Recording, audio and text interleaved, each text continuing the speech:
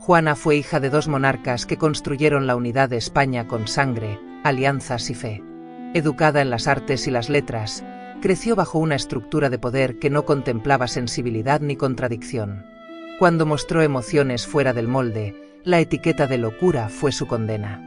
No hubo lugar para el duelo sincero ni para la tristeza profunda. Su dolor se convirtió en excusa para arrebatarle el trono. Así, la figura de la mujer con pensamiento propio fue desplazada al margen de la historia.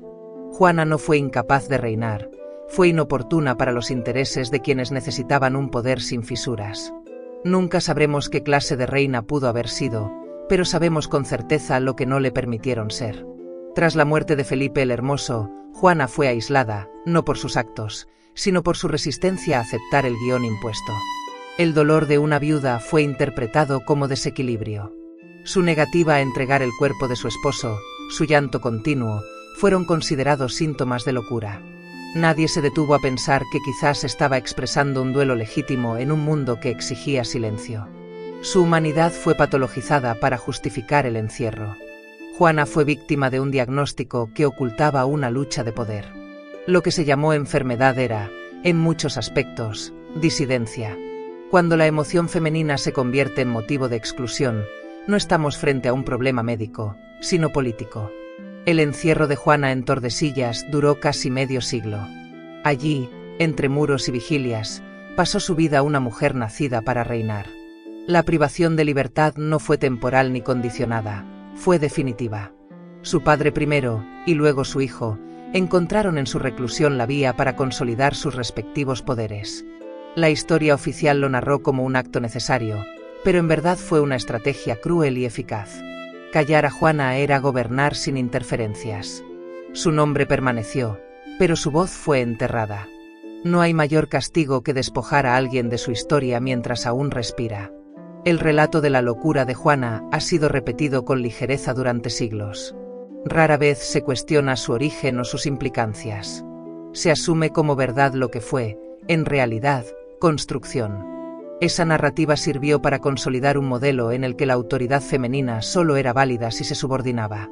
Juana rompía esa lógica. Tenía poder, tenía título, pero también tenía voluntad. Esa combinación resultó peligrosa.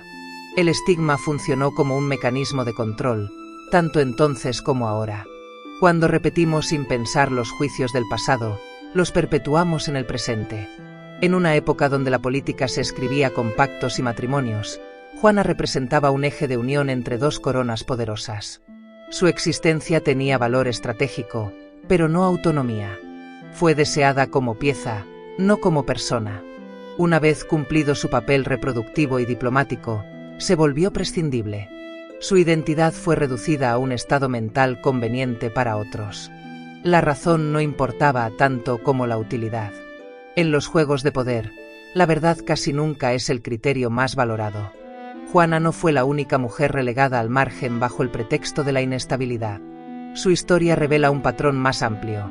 Cuando las mujeres se desvían de lo esperado, se las neutraliza. Ya sea a través del encierro, del descrédito o del silencio, el sistema encuentra modos de eliminar el riesgo.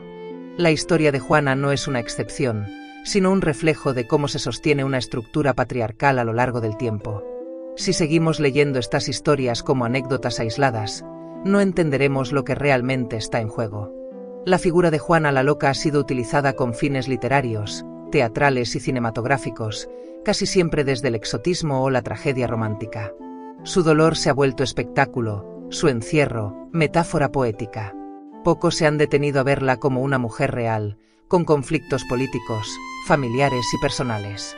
Al convertirla en personaje, se le niega el derecho a ser sujeto histórico. El mito sustituye a la verdad, y con ello, se borran las responsabilidades. Cuando la historia se convierte en ficción, se corre el riesgo de justificar lo injustificable. El hecho de que Juana fuera reina titular hasta su muerte, sin ejercer jamás el poder real, habla del alcance simbólico de su figura. Fue mantenida con título, pero sin función. Su nombre legitimaba, pero su cuerpo estorbaba.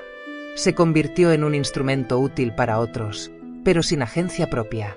Esta contradicción muestra cómo el poder puede usarse sin poseerlo, y cómo se puede ser reina sin trono, sin palabra, sin vida pública. El poder simbólico sin poder real es otra forma de prisión. El caso de Juana interpela nuestras ideas modernas sobre salud mental y justicia. ¿Cuántas veces se ha llamado locura a lo que no se entiende? ¿Cuántas mujeres han sido excluidas por sentir demasiado, por pensar diferente o por no encajar? Juana es un ejemplo temprano, pero no el último. Lo que se hizo con ella se sigue haciendo con otros rostros, en otros tiempos, bajo otros nombres. El pasado no está tan lejos cuando repite sus formas con nuevos disfraces.